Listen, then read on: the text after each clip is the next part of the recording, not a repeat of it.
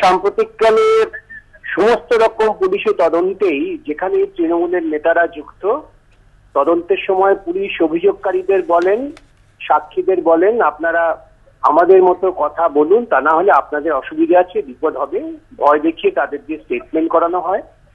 এমনকি একটা মামলা হাইকোর্টে চলছে, সেখানে আমরা দেখেছি যে ছেলেটি মারা গিয়েছে তৃণমূলেরই, তার ঠাকুমাকে, তার বাবাকে পুলিশ ভয় দেখিয়ে বলেছে যে 164 স্টেটমেন্ট করার সময় আমরা যা যা বলছি তাই বলবেন, তার বেশি কিছু বললে পরে আপনাদের বিপদ হবে, অর্থাৎ তৃণমূল নেতাদের নাম বলা যাবে না।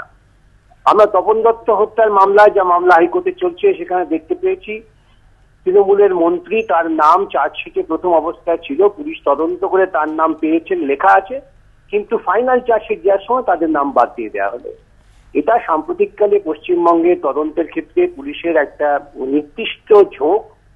তারা রাজনৈতিকভাবে প্রভাবিত হয়ে তদন্ত করছেন এবং তদন্তের যখন রিপোর্ট দাখিল করছেন চার্জশিট ফাইল করার মধ্য দিয়ে, এবং যেভাবে তদন্ত করছেন, উদ্দেশ্য হচ্ছে যে মূল নেতাদের চার্জশিটে নাম থাকবে না, এবং যাদের যে কয়েকজনের বিরুদ্ধে নাম থাকবে চূড়ান্ত ট্রায়ালের পর তারাও মুক্ত হয়ে যাবেন। কেন এই যে ডিফেক্টিভ ট্রায়াল, সেই ট্রায়াল দিয়ে তাদের সাজা দেওয়া যাবে না।